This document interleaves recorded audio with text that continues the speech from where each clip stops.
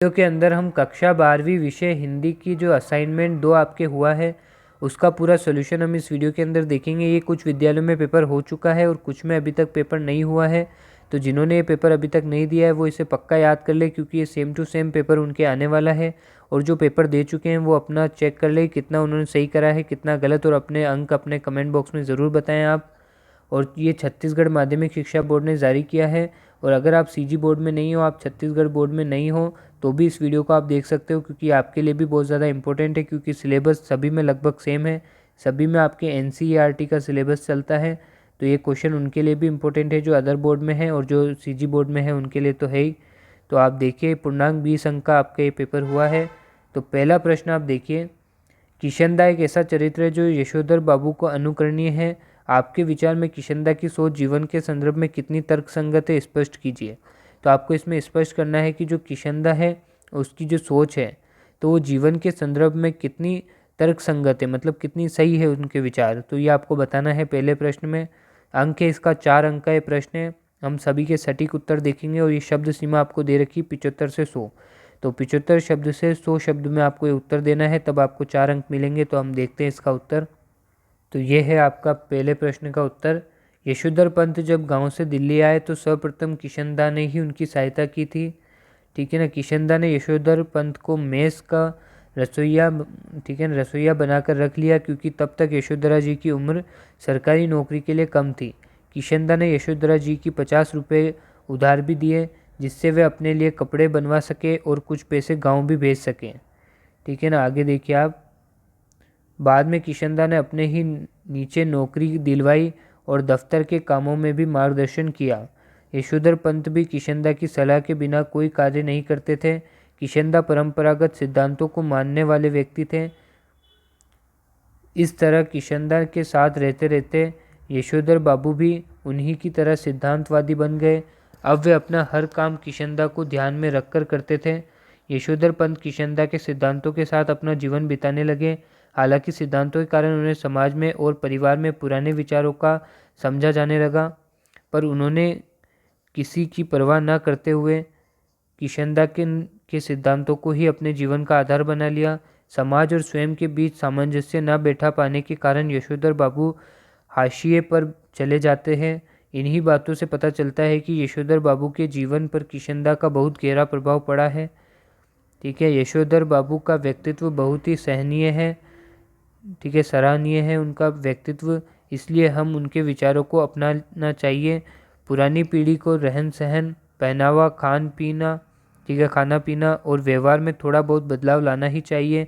उदाहरण के लिए यदि हम लड़कियों को ना पढ़ाएं तो नुकसान अपना ही करेंगे, क्योंकि शिक्षित नारी पूरे परिवार को शिक्षित बनाती है।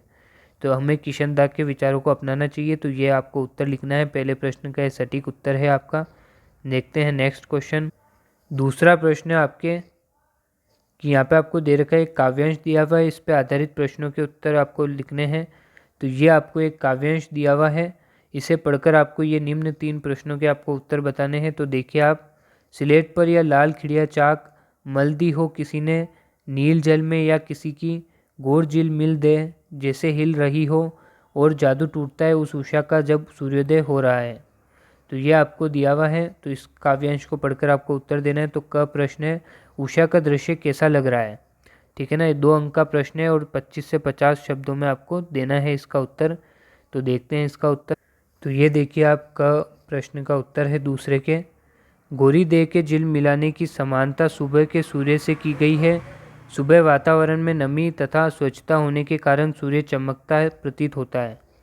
तो ये आपके का ऑप्शन का उत्तर हो जाएगा। अगला प्रश्न देखिए आप। ख उषा का जादू किस प्रकार टूटता है। तो ये भी 2 अंक का प्रश्न है और 25 से 50 शब्दों में आपको उत्तर देना है। तो ये उसका उत्तर है आपका। उषा का जादू अद्वितीय है, ठीक है ना, अद्भुत है। सुबह का सूर्य ऐसा लगता है मानो नीले जल में गोरी युवती का प्रतिबिंब झिलमिला रहा हो, ये जादू जैसा लगता है। ठीक है ना। तो ये आपको बताना था उषा का जादू कैसा लगता है। तो उषा का जादू कैसा लगता है, उषा का जादू कैसा लगता है, अद्भुत है। और सुबह का सूर्य ऐसा लगता है मानो नीले जल में गोरी युवती का प्रतिबिंब झिलमिला रहा हो, ये जादू ऐसा लगता है। ठीक है ना। अगला प्रश्न आप देखिए। ग वाला, नीला जल क्या है उसमें क्या हिल रहा है। तो ये एक एक प्लस करके 2 नंबर का है, तो एक नीला जल क्या है ये बताओगे तो 1 नंबर मिलेगा, उसमें क्या हिल रहा है ये बताओगे तो अगला 1 नंबर मिलेगा। तो ये भी 2 अंक का है। शब्द सीमा 25 से 50 है, तो इसका उत्तर देखते हैं। तो ये देखिए इसका प्रश्न का उत्तर। उषा काल में प्राकृतिक सौंदर्य अति शीघ्रता से बदलता रहता है। सूर्य के आकाश में चढ़ते ही उषा का सौंदर्य समाप्त हो जाता है। ऐसा लगता है कि उषा का जादू समाप्त हो गया है। ठीक है ना, ये तो उसका हो गया। और अगला देखिए आप, सूर्य के उदय होते ही उषा का जादू टूट जाता है। सूर्य की किरणों से आकाश में छाई लालिमा समाप्त हो जाती है। तो ये इस प्रश्न के उत्तर हो गए। अगला प्रश्न देखिए आप, प्रश्न नंबर 3। जीजा ने इंद्र सेना पर पानी फेंक जाने को किस तरह का सही ठहराया और अपने उत्तर के समर्थन में कोई 3 तर्क लिखिए। ठीक है ना, तो जीजी ने ईंधन सेना पर पानी फेंके जाने को किस तरह सही ठहराया था। तो जो जीजी थी उन्होंने इंद्र सेना पर जो पानी फेंका गया था तो उसे किस तरह सही ठहराया। तो इसमें आपको 3 तर्क देने हैं। ठीक है ना, 3 सेंटेंस आपको बताने हैं। ये 3 अंक का प्रश्न है। शब्द सीमा 50 शब्द से 75 शब्द आपको दी गई है। तो इसका उत्तर देखते हैं। तो ये तीसरे प्रश्न का उत्तर है आपका। देखिए आप, जीजी ने इंद्र सेना पर पानी फेंके जाने को किस तरह सही ठहराया, ये प्रश्न है। लेखक की दृष्टि के विपरीत जीजी ने इंद्र सेना पर पानी फेंक के जाने को बिल्कुल सही ठहराया है, उसका तर्क था। तो आपको 3 तर्क बताने हैं। तो देखिए आप, पहला तर्क आप बता सकते हैं, किसी से कुछ पाने के लिए पहले ही उसे चढ़ावा चढ़ाना पड़ता है। हम यह पानी का अर्ध चढ़ावे के चढ़ाते हैं। ठीक है, जो चीज़ हम पाना चाहते हैं उसे पहले देंगे नहीं तो पाएंगे कैसे। ठीक है ना, तो हम जो पाना चाहते हैं उसे हमें पहले देना पड़ता है, उसके बाद ही हमें वो मिलता है। तो पहला तर्क तो ये आपको दिया था। दूसरा आप देखिए, पहले त्याग करो फिर फल पाने की आशा करो। त्याग उसी वस्तु का मान्य होता है जिसका तुम्हें भी बहुत आवश्यकता है, जिसकी तुम्हें भी बहुत आवश्यकता है। पानी की भी यही स्थिति है। तो ये दूसरा तर्क था। तो तीसरा तर्क आप देखिए, जीजी ने खेत में गेहूं की अच्छी फसल पाने के लिए अच्छे बीजों को खेत में डालने का तर्क देकर भी अपनी बात इंद्र सेना पर पानी फेंके जाने को सही ठहराया है। ठीक है, ये आपके तीनों तर्क हो गए। ये आप अपनी कॉपी में भी लिख लें। चौथा प्रश्न आप देखिए, उड़ने और खिलने का कविता से क्या संबंध बताया है। कविता के बहाने कविता के आधार पर स्पष्ट करना है। जो कविता के बहाने आपकी कविता है उसके आधार पर आपको इस प्रश्न का उत्तर देना है कि उड़ने और खिलने का कविता से क्या संबंध बताया है। तो ये भी 3 अंक का प्रश्न है और शब्द सीमा आपको 50 से 75 शब्द दी गई है। तो इसका उत्तर देखते हैं। तो ये देखिए आपके चौथे प्रश्न का उत्तर है, पक्षी आकाश में उड़ते हैं तथा फूल जगह जगह खिलते हैं। कविता में पक्षियों के समान उड़ने की तथा फूल के समान खिलने की, ठीक है ना, फूल के समान खिलने की विशेषता होती है, लेकिन ये विशेषताएं उसे किसी सीमा में नहीं बांधती है। ये विशेषताएं उसे गहराई तथा व्यापकता देती है। पक्षी एक समय तक ही उड़ सकते हैं तथा फूल खिलकर समाप्त हो जाते हैं, लेकिन कविताएं में ऐसा नहीं होता है।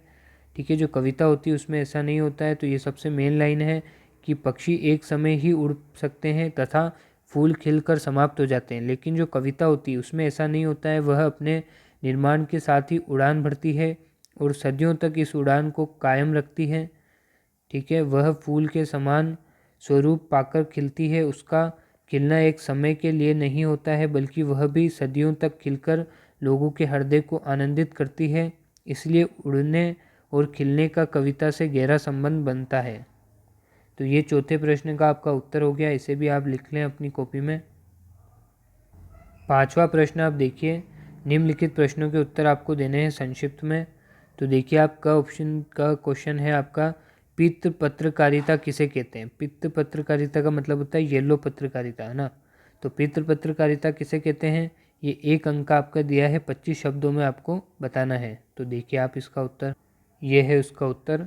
तो पित्त पत्रकारिता, येलो जर्नलिज्म उस पत्रकारिता को कहते हैं जिसमें सही समाचारों की अपेक्षा करके सनसनी फैलाने वाले समाचार या ध्यान खींचने वाले शीर्षकों को बहुतायत में प्रयोग किया जाता है। तो उसे ही क्या कहते हैं, पित्त पत्रकारिता।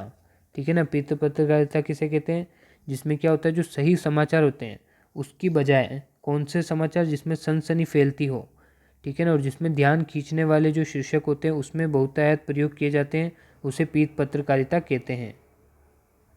अगला प्रश्न आप देखिए, ख प्रश्न, पत्रकारिता के किन्हीं 2 प्रकारों के नाम लिखने हैं आपको। इसमें आपको आधा आधा अंक मिलेगा। आपने दोनों नाम सही लिखे तो आपको 1 अंक मिल जाएगा। ये भी 25 शब्दों में आपको लिखना है। तो देखिए आप इसका उत्तर। तो ये आपके पत्रकारिता के प्रमुख प्रकार हैं। इनमें से आपको 2 नाम लिखने हैं। तो खोजी पत्रकारिता आप लिख सकते हैं, खेल पत्रकारिता आप लिख लें इसमें से 2 नाम, या फिर आप महिला पत्रकारिता भी याद रख सकते हैं, बाल पत्रकारिता, आर्थिक पत्रकारिता या पत्रकारिता के अन्य रूप। ठीक है ना। तो ये जो हमने इसमें आपको नाम बताए हैं इसको आप याद कर लें, ये आपके बहुत ज़्यादा इम्पोर्टेंट भी है। अब देखते हैं हम अगला क्वेश्चन। अगला प्रश्न देखिए आप, ग वाला, स्वतंत्र पत्रकार कौन होते हैं? तो आपको बताना है जो स्वतंत्र पत्रकार हैं वो कौन है। ये भी 1 अंक का है और शब्द सीमा 25 आपको दी गई है। तो इसका उत्तर हम देखते हैं। तो ये इसका उत्तर है, देखिए आप, स्वतंत्र पत्रकार का। तो स्वतंत्र पत्रकार वो होते हैं जो किसी एक संस्था से नहीं बल्कि स्वतंत्र रूप से खुद से काम करते हैं। उनके लेख किसी एक अखबार या मैगजीन में नहीं छपते हैं बल्कि देश और दुनिया के कई प्रकाशनों में छपते हैं। इसके लिए उन्हें एक राशि दी जाती है जो संबंधित संस्था के लिए लिखे गए लेख के एवज में मिलती है, यानी जो लेख उन्होंने लिखा है उसके रिलेटेड उनको पैसे मिलते हैं। ये राशि संस्था द्वारा ही तय की होती है। ठीक है ना। तो जो संस्था होती है वो ये तय करती है कि कितनी राशि हमें उसको देनी है। तो स्वतंत्र पत्रकार कौन होते हैं? जो किसी एक निश्चित संस्था के लिए नहीं लिखते हैं, वो पूरी दुनिया में कौन से प्रकाशन हो उसमें उनके जो मैगजीन है वो छप सकती है। ठीक है ना, उनके अखबार छप सकते हैं, तो उसे स्वतंत्र पत्रकार कहते हैं। देखते हैं अगला प्रश्न। अंतिम प्रश्न है आपके असाइनमेंट 2 का, घ वाला, पत्रकारिता से क्या आप समझते हैं? ठीक है ना। तो पत्रकारिता से आप क्या समझते हैं ये आपको बताना है। पत्रकारिता के बारे में आपको बताना है। ये भी 1 अंक का है। शब्द सीमा आपको 25 शब्द दिए हुए हैं। तो इसका भी उत्तर हम देखते हैं। ये देखिए आप, पत्रकारिता आधुनिक सभ्यता का एक प्रमुख व्यवसाय है जिसमें समाचारों का एकत्रीकरण, लिखना, जानकारी एकत्रित करके पहुंचाना, संपादित करना, सम्यक प्रस्तुतिकरण आदि सम्मिलित है। आज के युग में पत्रकारिता के भी अनेक माध्यम हो गए हैं, जैसे अखबार हो गया, पत्रिकाएं हो गया, रेडियो हो गया, दूरदर्शन हो गया, वेब पत्रिकाएं होगी, तो ये आदि। ठीक है ना। तो ये पत्रकारिता इसे कहते हैं। तो हमने आपके सारे ही प्रश्नों के उत्तर आपको बता दिए। तो आपको वीडियो कैसी लगी कमेंट बॉक्स में ज़रूर बताएं और अपनी तैयारी करते रहें। मिलते हैं नेक्स्ट वीडियो में।